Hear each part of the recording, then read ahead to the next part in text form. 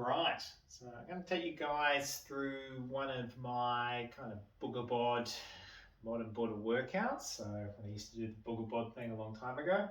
So generally, pretty much for bodyboarding, a lot of core, a lot of specific stuff, kind of controlling the impacts, controlling this part of our body through extension, protecting the spine. So generally, when I first start off, you're kind of going to need probably just an old bodyboard, so anything like that. I think this one got posted down south to be copied.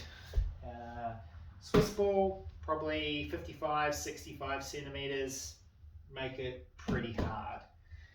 Foam roller, good hard one, decent size. I like these ones, super light, super hard. And maybe like a yoga block or two. I use the cork ones, they're a little bit tougher. So generally I'll just start off with a little bit of activation through my shoulder girdle. So I'm going to come up with the ball. Now I've got the table behind me, you could use a chair, it kind of doesn't matter.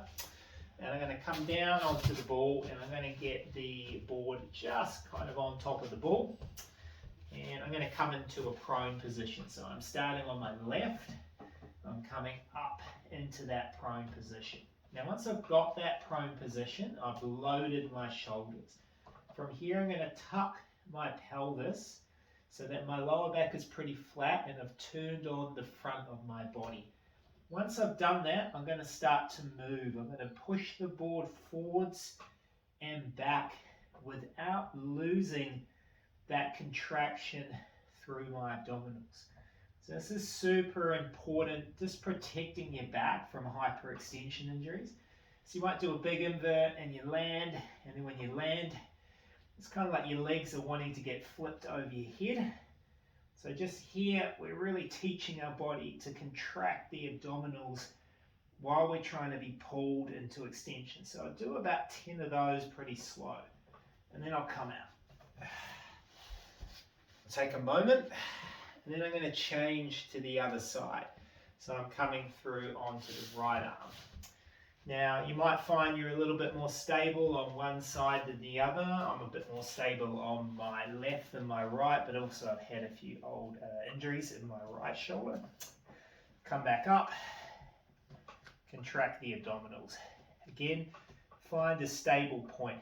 Now, if you're newer to this, you could just stay here and not move. You might want to stay here for a while, maybe 30 seconds, 1 minute.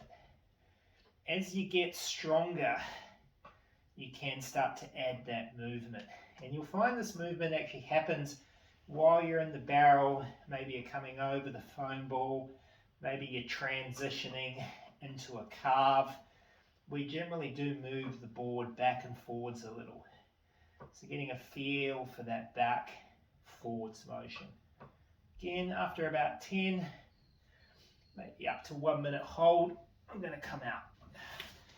Now I'll counter the contraction forwards with some work back. So from here, I'm going to start to work on the posterior chain of my body. Now I'm going to get the roller. And you'll kind of see what I'm going to do. I'm going to get the roller right on my sternum. And I'm going to put the block under my hips. And it's going to come down so that the roller is on the sternum, the block is under the hips. And I'm just working through some extension of the thoracic. So I'm going to come down, tucking my pelvis, extend, lift, engage, extension. You're going to lower, tuck the pelvis, lift the chest, upper spinal extension. Now do about 10 of these, nice and slow. I want you to focus on the upper back doing the work.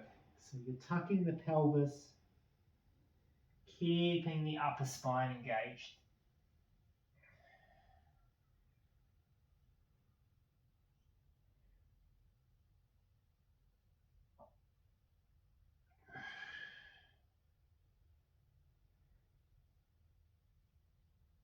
Last one, I'll hold it a little longer, really squeeze and lift.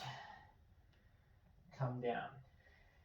Now normally what I would do is I would run that cycle again. So back to the ball, left, right, back to the extension.